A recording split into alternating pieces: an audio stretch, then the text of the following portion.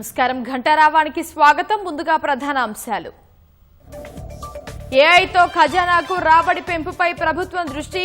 GST లీకేజీలకు check పెట్టడంపై Arvind సుబ్రమణియన్తో CM చర్చ. రాష్ట్రంలో pension ఆశావాహులకు ప్రభుత్వం తీపి కబురు. నేటి నుంచి దరఖాస్తులు, 15 ఆగస్టు నుంచి మంజూరు.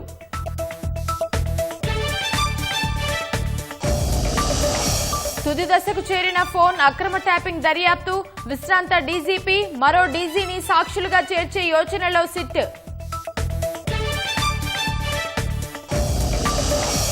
నియోజకవర్గాల అభివృద్ధిపై ఎన్డీఏ ఎంపీలకు ప్రధాని భరోసా. పార్లమెంటు కార్యకలాపాలు సజావుగా సాగకపోవడంపై ఆవేదన. రష్యాపై కఠిన ఆంక్షల బిల్లుకు అమెరికా సెనేట్ ఆమోదం. చమురుకొనే భారత్, చైనాపై మరిన్ని టారిఫ్లకు పచ్చజెండా.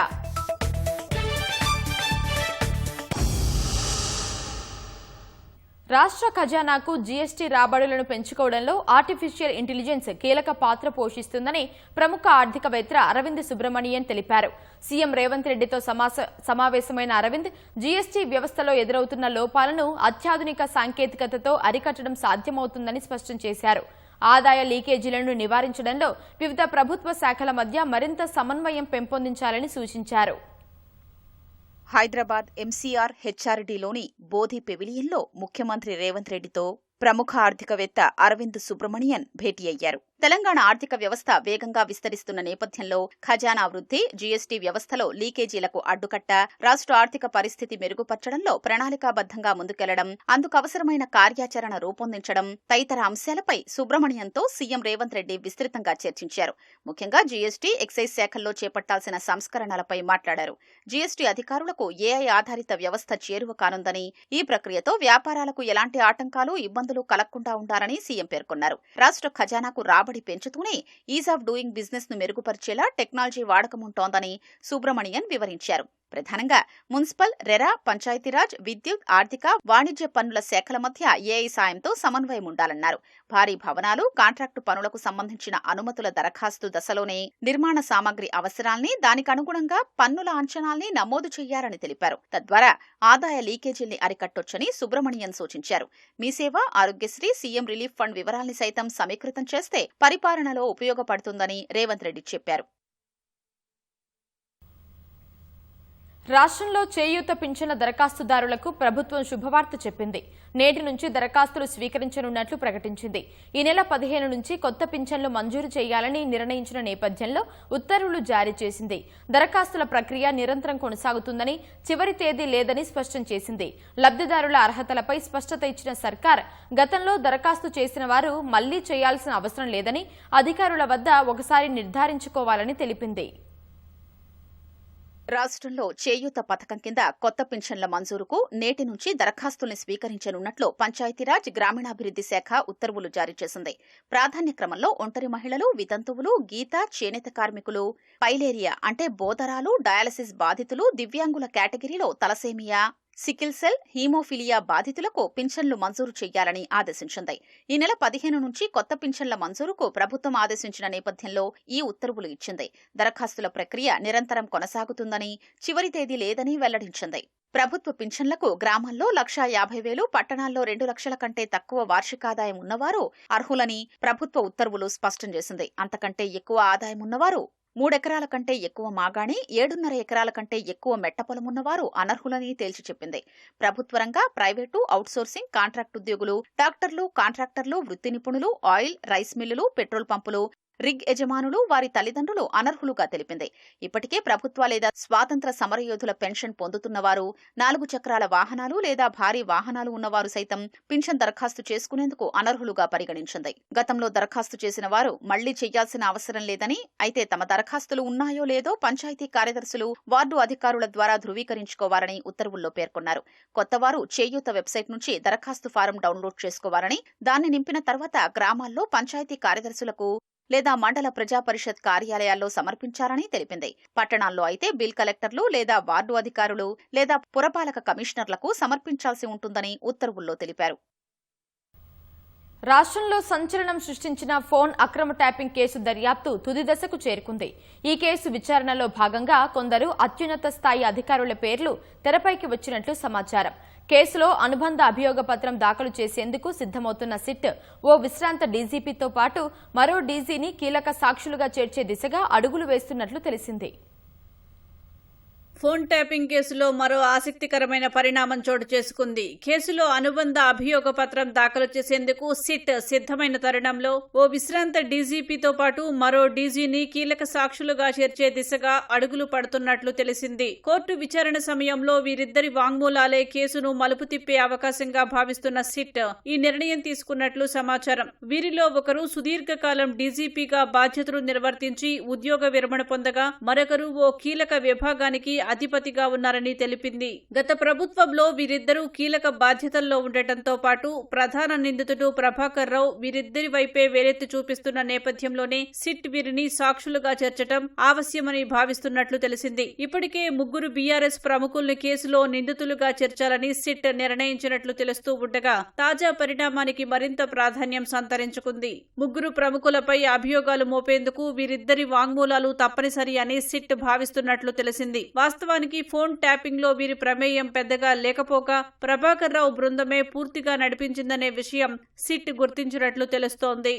గత ప్రభుత్వంలో కీలక నేతల నుంచి నేరుగా ప్రభాకర్ రావు బృందానికి ఆదేశాలు అందేవని, అందుకు అనుగుణంగానే ఫోన్ ట్యాపింగ్ జరిగిందని సిట్ భావిస్తున్నట్లు తెలిసింది. అందుకే వీరిద్దరి విషయంలో పోలీసు ఉన్నతాధికారులు వాంగ్మూలాల సేకరణకు అనుమతించడంలో జాప్యం నెలకొన్నట్లు తెలిసింది. అయితే ప్రభాకర్ రావును లీగల్ ఇంటర్సెప్షన్ కు డిజిగ్నేటెడ్ అథారిటీగా నియమించడంలో నిబంధనల ఉల్లంఘన జరిగినట్లు సమాచారం. అంతేకాకుండా ఫోన్ అక్రమ ట్యాపింగ్ కు పాల్పడినా నియంత్రించడంలో ఈ ఇద్దరు ఉన్నతాధికారులు విఫలమయ్యారనే వాదన తెరపైకి వచ్చింది. అప్పటి ప్రభుత్వ పెద్దల నిర్ణయానికి అడ్డు చెప్పలేక వీరిద్దరూ మిన్నకుండిపోవడంతోనే విచ్చలవిడిగా అక్రమ ట్యాపింగ్ చోటు చేసుకుందనే అంశం చర్చకు వచ్చింది. ఈ నేపథ్యంలో వీరి వాంగ్మూలాలు నమోదు చేసేందుకు సిట్ నిర్ణయం తీసుకున్నట్లు తెలుస్తోంది. సిట్ విచారణ సమయంలో ప్రభాకర్ రావు పదే పదే ఉన్నతాధికారుల ఆదేశాలతోనే ఫోన్ అక్రమ ట్యాపింగ్ జరిగిందని చెప్పినట్లు సిట్ పేర్కొంది. ఈ తరుణంలో బీఆర్ఎస్ ముఖ్యుల పాత్రను నిర్ధారించడంలో వీరి వాంగ్మూలాలు కీలకమవుతాయని నిర్ధారణకు వచ్చిన సిట్ అనంతరం ఈ నిర్ణయం తీసుకున్నట్లు సమాచారం.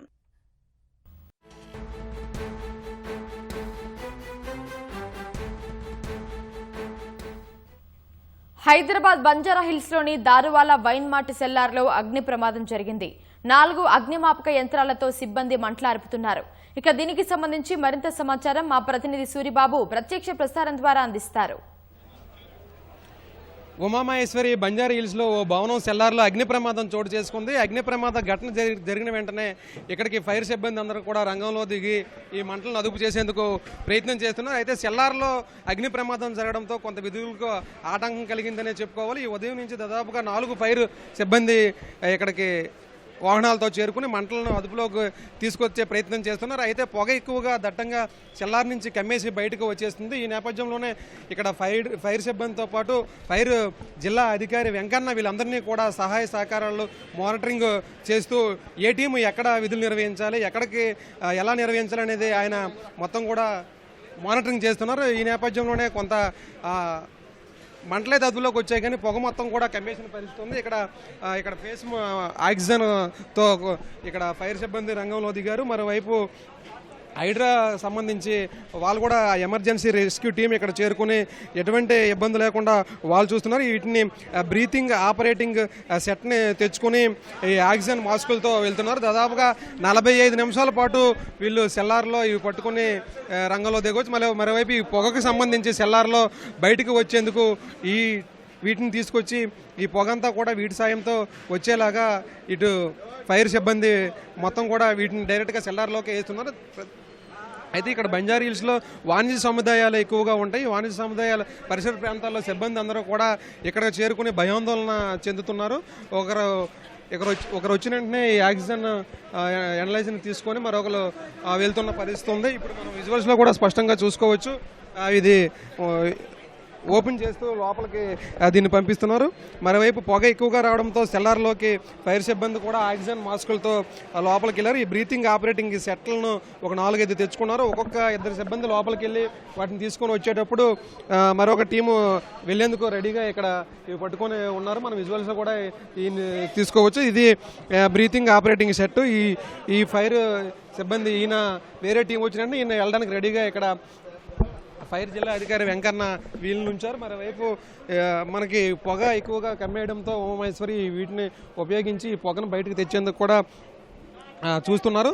అయితే ఇక్కడ Amberpet, secretariat, Banjara hills, Annapurna studios పరిసర ప్రాంతాల్లో ఉన్న ఫైర్ వాహనాలు 4ని ఇక్కడ ఘటనా స్థలానికి తీసుకొచ్చారు. మరోవైపు హైడ్రా టీం కూడా ఇక్కడికి చేరుకుంది. హైడ్రా టీము చేరుకుని వాళ్ళు కూడా ఈ ఫైర్ అధికారులు ఇద్దరు కూడా సమన్వయం చేసుకుని పనిచేస్తున్నారు. దాదాపుగా 50 మందికి పైగా ఇక్కడ చేరుకున్నారు. అయితే ప్రధానంగా దారువాలా వైన్ మార్ట్ సెల్లార్లో అగ్ని ప్రమాదం జరిగినట్లుగా పోలీసులు అయితే గుర్తించారు.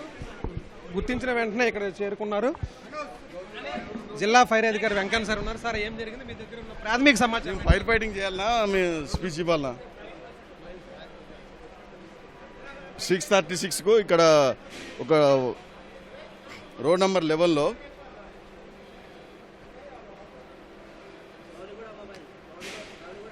చూడు ఆన్ చేయండి, జల్దీ ఆన్ చేయండి.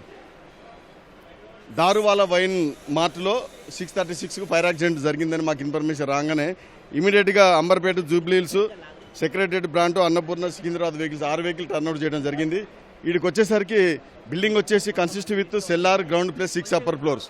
సెల్లార్లో ఒక రూమ్లో లోపల ఈ వైన్ బాటిల్స్ అండ్ కార్టూన్స్ గిట్లా స్టోర్ చేసిరని చెప్తున్నారు.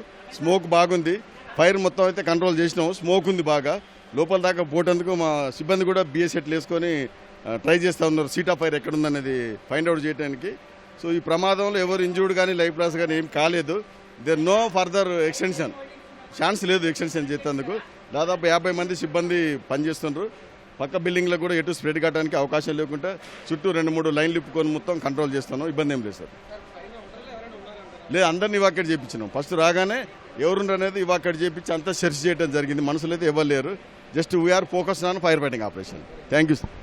ఇది జిల్లా ఫైర్ అధికారి వెంకన్న గారు చెబుతున్నారు. ఫైర్ మొత్తం కూడా అదుపులో తెచ్చేందుకు ప్రయత్నం చేస్తున్నామని, దాదాపుగా 50 మంది సిబ్బంది పనిచేస్తున్నామని చెబుతూ ఉన్నారు. అయితే ఇంకా మంటలైతే అదుపులోకి రాలేదు. చెల్లార్లో జరిగిన ఘటనకు సంబంధించి కాబట్టి ఎక్కువ పొగ వస్తున్న పరిస్థితి. ఈ పొగను బయటకు తెచ్చేందుకు కూడా సాంకేతిక పరిజ్ఞానం ఉపయోగించి కూడా వీళ్ళు ప్రయత్నాలు అయితే చేస్తున్నారు. ఉమామహేశ్వరి, ఇది తాజా పరిస్థితి. వీడియో జర్నలిస్ట్ నవీన్తో కలిపి సూర్యబాబు, ఈటీవీ న్యూస్, హైదరాబాద్.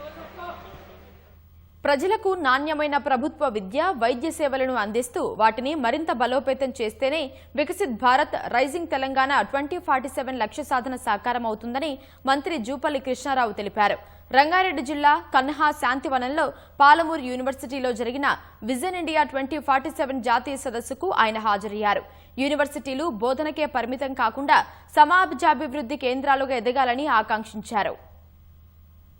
శాస్త్రీయ ఆవిష్కరణలను, యువజన సాధికారతలను అనుసంధానించే లక్ష్యంతో విజన్ ఇండియా 2047 సదస్సును పాలమూరు యూనివర్సిటీ నిర్వహించింది. రంగారెడ్డి జిల్లాలోని కన్హా శాంతివనంలో నిర్వహించిన సదస్సుకు మంత్రి జూపల్లి కృష్ణారావు హాజరయ్యారు. విద్యారంగంలో సమూల మార్పులు రావాల్సి ఉందని అభిప్రాయపడ్డారు. విజ్ఞానం, పరిశోధన, ఆవిష్కరణలు, యువశక్తి సమన్వయంతోనే స్వాతంత్ర్య భారతావని 100 ఏళ్ల లక్ష్యాలను సాధించగలమని స్పష్టం చేశారు. ప్రభుత్వ విద్య, వైద్యాన్ని బలోపేతం చేయాల్సిన అవసరాన్ని వివరించారు. 2008లో ప్రారంభమైన పాలమూరు విశ్వవిద్యాలయం దినదినాభివృద్ధి చెందుతూ ఆధునిక విద్యకు కొత్త అవకాశాలు కల్పిస్తోందని ఉపకులపతి జిఎన్ శ్రీనివాస్ తెలిపారు. పరిశోధనకు అత్యంత ప్రాధాన్యమిస్తున్నామని 9 విభాగాల్లో పీహెచ్డీ కార్యక్రమాలు, 5 కోట్ల విలువైన పరిశోధనా ప్రాజెక్టులు పూర్తయ్యాయని వివరించారు.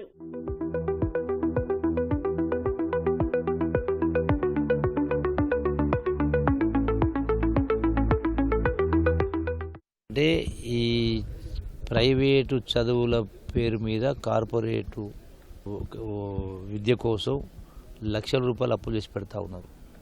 అట్లాగే కార్పొరేటు వైద్యం కోసం ఒక్క తెలంగాణ రాష్ట్రంలో నాకు తెలిసి సంవత్సరానికి 15,000 కోట్ల రూపాయలు ఆరోగ్యం మీద ఖర్చు పెడతా ఉన్నారు. అట్లాగే ఫాల్స్ ప్రెస్టీజ్ల కోసం ఫంక్షన్ల పేరు మీద కూడా లక్షల రూపాయల అప్పులు పాలవుతూ ఉన్నారు. ఈ 3 కలిపి ఇలా 95% మంది అప్పులో కూరుకుపోయారు. వాళ్ళ దాని నుంచి బయటకు రావాలంటే ఈరోజు ఉన్నటువంటి సాంకేతిక పరిజ్ఞానం ఉంది కాబట్టి, టెక్నాలజీ ఉంది, సో దాన్ని ఉపయోగించుకోవాలి. We will deliberate on scientific advancements, innovation ecosystems, entrepreneurship, skill development, sustainable development, and higher education transformative role.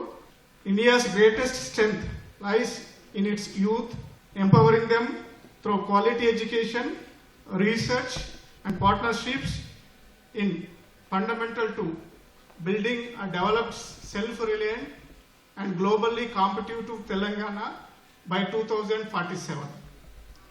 The Palamur University is established in the year 2008. It serves the rural and urban regions of the Mahbubnagar and adjoining districts. Originated from the Usman University PG College, our journey reflects a clear vision and a committed action. The university is progressing as a new age regional university aligned with the national agenda for higher education, contributing to the Telangana socio-economic transformation. Science, arts, maths విభాగాల విద్యా విధానంలో మార్పులు తీసుకురావాలని Mahatma Gandhi varsity VC కాజా ఆల్తాఫ్ వెల్లడించారు. ఒక్కో విద్యార్థికి physics, commerce రెండూ నచ్చే అవకాశం ఉందని, వారి అభిరుచులకు అనుగుణంగా చదువుకునే అవకాశం ఉండాలని వివరించారు. నియామకాల్లోనూ నైపుణ్యాలను పరీక్షించాలని కోరారు. జాతీయ సదస్సుతో ఏఐపై అవగాహన పెంచుకున్నామని విద్యార్థులు తెలిపారు. ఈ ఇయర్లో ఫార్మాస్యూటికల్ కంపెనీస్ ఇందులో advancements in cancer, research organisation and dermatological diseases and making of medicines and pharmaceutical products. So ఇంకా అడ్వాన్స్మెంట్ మేము ఇక్కడికి వచ్చి నేర్చుకున్నది ఏంటంటే ఫార్మసీలో ఏఐ, నెక్స్ట్ ఏఐ ఎలా ఇంక్లూడ్ అవుతుంది, ఏఐ వల్ల ఏఐ చేంజెస్ వస్తున్నాయి, ఏఐ వల్ల మనం ఏం చేయగలుగుతున్నాం, advance computers, mechanics, human touch లేకుండా జస్ట్ హ్యూమన్ ఇంక్లూడ్ చేయకుండా వర్క్ అనేది ఫాస్ట్గా అండ్ అక్యురసీగా చేయడానికి ఈ స్టేట్మెంట్ అండ్ ఈ ప్రోగ్రామ్, ఈ ఈవెంట్ మాకు చాలా యూజ్ అవుతుంది. మేము ఇక్కడ చాలా నేర్చుకోగలుగుతున్నాం. మేము ముఖ్యంగా నేర్చుకునేది ఏంటంటే కోడితంత్ర అని ఒక జరిగిన ఈవెంట్ వల్ల మేము ఏంటంటే ప్రతి ఒక్క స్కిల్ అనేది ఎట్లా డెవలప్ అవుతుంది, ఇక్కడికి విచ్చేసిన ప్రతి ఒక్క డిగ్నిటరీస్ వారి మాటలతో మాకు షేర్ చేస్తూ మాకు ఎంతో గైడెన్స్ ఇచ్చారు. అండ్ అలాంగ్ విత్ దట్ మాకు ఇంకా ఏఐ టెక్నాలజీ గురించి ఒక అవగాహన వచ్చింది. అండ్ ఇంకొకటి వచ్చేసరికి ఇక్కడ new technology, new equipment, startups ఇవన్నీ ఎట్లా అంటే ఈ స్టార్టప్స్ అనేది ఎలా స్టార్ట్ అయ్యి అంటే వీటి గురించి మనం న్యూ నాలెడ్జ్ అనేది ఇక్కడికి వచ్చినాక గెయిన్ చేసాము. సో ఇక్కడికి వచ్చినాక బయట జరుగుతున్న సమాజానికి మనం చదువుకుంటున్నది ఎట్లా అప్లై చేయాలి, ఎలా ఈ విజన్ 2047 అనేది ఎలా ఒక స్టూడెంట్ రోల్ ఎక్స్ప్లెయిన్ చేస్తుంది, స్టూడెంట్స్ ఎంత కీలక పాత్ర పోషిస్తున్నారు ఈ యొక్క విజన్ 2047లో. అండ్ ఈ యొక్క ప్రోగ్రాం వల్ల మేము ముఖ్యంగా నేర్చుకుంది ఏంటంటే మా స్టూడెంట్స్ ఏ విధంగా కష్టపడితే మన భారతదేశం అనేది ముందుకెళ్తుంది, పైగా ఏ విషయంలో మనం అప్గ్రేడ్ కావాలి, ఏ విషయాలలో మనం ఈ దేశాన్ని మనం ఎట్లా ముందుకు తీసుకెళ్లాలనే విజన్ తోటి ఈ కండక్ట్ చేసిన ఈ ప్రోగ్రాం మాకు ఎంతో యూజ్ అయింది. సదస్సు ద్వారా వ్యక్తమయ్యే సూచనలు, సిఫార్సులు, పరిశోధన అభివృద్ధి, యువత సాధికారత, పరిశ్రమ, విద్య, అనుసంధానం 2047 లక్ష్యాలకు ఉపయోగపడుతుందని వక్తలు చెబుతున్నారు. ఇవాళ వివిధ అంశాలపై చర్చలు కొనసాగనున్నాయి. సదస్సు ముగింపు కార్యక్రమానికి కేంద్ర మంత్రి కిషన్ రెడ్డి హాజరు కానున్నారు. ఇప్పుడు మరిన్ని వార్తలు వేగంగా సంక్షిప్తంగా చూద్దాం. పోలీసుల తనిఖీలు. రంగారెడ్డి జిల్లా శంషాబాద్ ఎయిర్పోర్టు పరిధిలో పోలీసులు కార్టన్ సర్చ్ నిర్వహించారు. తనిఖీలలో భాగంగా సరైన పత్రాలు లేని 22 ద్విచక్ర వాహనాలను సీజ్ చేశారు. అనుమతి లేకుండా తరలిస్తున్న 40 లీటర్ల డీజిల్ను స్వాధీనం చేసుకున్నారు. దాదాపు 8 మంది అనుమానితులను అదుపులోకి తీసుకుని విచారించారు. అక్రమ కార్యక్రమాలను అరికట్టేందుకే ఇలాంటి తనిఖీలు నిర్వహిస్తున్నామని డీసీపీ రాజేష్ తెలిపారు. ప్రజలకు మెరుగైన పోలీసు సేవలు అందించడమే లక్ష్యంగా సహచరి కార్యక్రమాన్ని రూపొందించి అమలు చేస్తున్నట్లు సికింద్రాబాద్ మహిళా భద్రత విభాగం డీసీపీ ఉషారాణి తెలిపారు. ప్రజలకు పోలీస్ స్టేషన్తో పాటు చట్టాలపై పూర్తిస్థాయి అవగాహన కల్పించి నేరాల నియంత్రణకు తోడ్పడే అంశంపై అవగాహన కల్పించినట్లు తెలిపారు. అల్వాల్లో ఈ కార్యక్రమాన్ని నిరసిస్తూ మహిళల ఆరోగ్యంతో పాటు వారి భద్రత రీత్యా తగు సూచనలు చేశారు. హైదరాబాద్ నాగోల్ పోలీస్ స్టేషన్ పరిధిలో మూసీ నదిలో గుర్తు తెలియని వ్యక్తి మృతదేహం లభ్యమైంది. సమాచారం అందుకున్న పోలీసులు ఘటనా స్థలికి చేరుకుని మృతదేహాన్ని బయటకు తీశారు. మృతుడి వయస్సు సుమారు 35 నుంచి 40 సంవత్సరాల మధ్య ఉంటుందని అంచనా వేస్తున్నారు. మృతుడు నీలిరంగు జీన్ ప్యాంట్, గోధుమ రంగు షర్టు ధరించి ఉన్నట్లు పోలీసులు తెలిపారు. మృతదేహాన్ని పోస్టుమార్టం నిమిత్తం ఆసుపత్రికి తరలించారు. సికింద్రాబాద్ యాప్రాల్లో జరిగిన హత్యాయత్నం కేసును పోలీసులు ఛేదించారు. హత్యకు ప్రయత్నించిన సందీప్ అనే వ్యక్తితో పాటు అతనికి సహకరించిన వివేక్, సుమిత్లను అరెస్టు చేసి రిమాండ్కు తరలించారు. నిందితుల నుంచి ఒక కత్తి, ద్విచక్ర వాహనాన్ని స్వాధీనం చేసుకున్నట్లు పోలీసులు తెలిపారు. పాత కక్షల కారణంగా గొడవ తలెత్తినట్లు పోలీసులు పేర్కొన్నారు. హైదరాబాద్ నల్లకుంటలో పోలీస్ స్టేషన్ పరిధిలో గ్యాస్ సిలిండర్ లీకై 2 మహిళలకు స్వల్ప గాయాలకు గురయ్యారు. అడ్మికేట్ వీధి నెంబర్ 3లోని వడ్డెర బస్తీలో ఓ ఇంట్లో గ్యాస్ సిలిండర్ పక్కనే కట్టెల పొయ్యి ఏర్పాటు చేశారు. పొయ్యిపై వంట చేస్తున్న సమయంలో ఆ గ్యాస్ సిలిండర్ రెగ్యులేటర్ నుంచి గ్యాస్ లీక్ అయింది. క్షతగాత్రులను ఆసుపత్రికి తరలించి చికిత్స అందిస్తున్నారు. ప్రముఖ నాట్య సంగీత విద్వాంసురాలు Varna arts academy director doctor Smitha Madhav శిష్యురాలు కుమారి అమృత ముత్యాల భరతనాట్య అరంగేట్ర ప్రదర్శన రవీంద్ర భారతిలో ఘనంగా నిర్వహించారు. హైదరాబాద్ యూనివర్సిటీ డాన్స్ విభాగం అధిపతి అరుణ భిక్షు పాల్గొని జ్యోతి ప్రజ్వలన చేసి కార్యక్రమాన్ని ప్రారంభించారు. అమృత ముత్యాల 2018లో గురు డాక్టర్ శృతి కీర్తి పర్యవేక్షణలో కూచిపూడి నృత్యంతో తన శాస్త్రీయ నృత్య ప్రస్థానాన్ని ప్రారంభించింది. ఎన్డీఏ ఎంపీలెవరూ తమ నియోజకవర్గాల అభివృద్ధి గురించి ఆందోళన చెందాల్సిన అవసరం లేదని ప్రధాని నరేంద్ర మోదీ చెప్పారు. వారికి అండగా ఉంటారని భరోసా ఇచ్చారు. ఇదే సమయంలో విపక్షాల నిరసనలతో పార్లమెంటు కార్యకలాపాలకు పదే పదే అంతరాయం కలుగుతుండటంపై ప్రధాని ఆందోళన వ్యక్తం చేశారు. ఎంతో ప్రతిభ కలిగిన పలువురు కొత్త ఎంపీల ప్రసంగాలను ఈ ప్రతిష్టంభన వలన ప్రజలు వినలేకపోతున్నారని పేర్కొన్నారు. పార్లమెంట్లో వచ్చే వారం కీలక బిల్లుల్ని ప్రవేశపెట్టనున్న వేళ ప్రధాని మోదీ ఎన్డీఏ భాగస్వామ్య పక్షాల ఎంపీలతో అల్పాహార విందు నిర్వహించారు. Telugu Desam, Janasena, Republican party of India, Rashtriya Lok Morcha, AIADMK, యూపీపీఎల్, Shiv Sena, NCPI ఎంపీలు సుమారు 40 మంది ఈ భేటీకి హాజరయ్యారు. ఇందులో ఎక్కువ మంది ఇటీవలే ఎన్డీఏతో చేతులు కలపగా వారికి భరోసా ఇచ్చేలా మోదీ మాట్లాడారు. ఎన్డీఏలో చేరిన ఎంపీలెవరూ తమ నియోజకవర్గాల అవసరాల గురించి ఆందోళన చెందొద్దని, వారికి తాను తోడుగా ఉన్నానని హామీ ఇచ్చారు. ఇదే సమయంలో క్రమం తప్పకుండా యోగా సాధన, ఆరోగ్య పరీక్షలు చేయించుకోవాలని ఎంపీలకు ఆయన సూచించారు. ఈ సమావేశంలో మంగళగిరి పట్టుశాలువాను ప్రధాని మోదీకి టీడీపీ, జనసేన ఎంపీలు బహూకరించారు. ఈ సందర్భంగా రాజకీయ పాఠాలు బోధించిన ప్రధాని సోషల్ మీడియాలో చురుగ్గా ఉండాలని సూచించారు. చేనేత, చేతి వృత్తులు ప్రోత్సహించే బాధ్యత తీసుకోవాలన్నారు. అలాగే చంద్రబాబు నాయుడు గారు, నారా లోకేష్ గారు ఏటుకొప్పాక టాయ్స్ గురించి కూడా చాలా మటుకు చెప్తున్నారు. అది మీరు కొంచెం ఆలోచన పెట్టుకుని, మీరు మన్ కీ బాత్లో 2 సార్లు ఏటుకొప్పాక టాయ్స్ గురించి మాట్లాడారు అని చెప్పాను. చెప్పిన వెంటనే ఆయనేమో వరల్డ్లో చాలా డిమాండ్ ఉంది టాయ్స్కి, అది నేను అందుకనే మన్ కీ బాత్లో 2-3 సార్లు మాట్లాడాను. దానికి ఆన్లైన్ ప్లాట్ఫామ్ పెట్టి మనకి ఫారిన్ కంట్రీస్కి అమ్మే విధంగా మనం చేయాలంటే నేను దాన్ని వెంటనే సార్ వాళ్ళకి ట్రైనింగ్ కూడా ఇప్పించాలి. ఎందుకంటే మధ్య మధ్యలో కొంతవరకు వాళ్ళు చేసిన కష్టం అది ఉంటుంది, ప్రతి బొమ్మ వెనకాల వాళ్ళ లైఫ్ ఉందని చెప్పడం జరిగింది. సోషల్ మీడియాలో ఏ ఎంపీ ఎంత క్రియాశీలకంగా ఉన్నారో వివరిస్తూ ప్రధాని మోదీ సమావేశంలో పాల్గొన్న వారందరికీ ప్రత్యేక రిపోర్ట్ ఇచ్చినట్లు తెలిసింది. కీలకమైన మహిళా రిజర్వేషన్లు, నియోజకవర్గాల పునర్విభజన బిల్లుల్ని పార్లమెంట్లో ఆమోదించేందుకు ప్రభుత్వం అడుగులు వేస్తోంది. గతంలో మెజారిటీ లేక ఈ బిల్లులు వీగిపోగా ఈసారి ఎన్డీఏ బలం పెరిగింది. 20 మంది టీఎంసీ ఎంపీలు జూన్లో ఎన్సీపీఐలో చేరారు. శివసేన యూబీటీని వీడిన 6 ఎంపీలు శివసేన తీర్థం పుచ్చుకున్నారు. మరోవైపు ప్రధాని మోదీతో శిరోమణి అకాలీదళ్ అధ్యక్షుడు సుఖ్బీర్ సింగ్ బాదల్ విడిగా సమావేశమయ్యారు. పంజాబ్ అసెంబ్లీ ఎన్నికలు సమీపిస్తున్న వేళ బీజేపీ, అకాలీదళ్ మళ్లీ చేతులు కలుపుతాయనే ఊహాగానాలకు ఈ సమావేశం ఊతమిస్తోంది.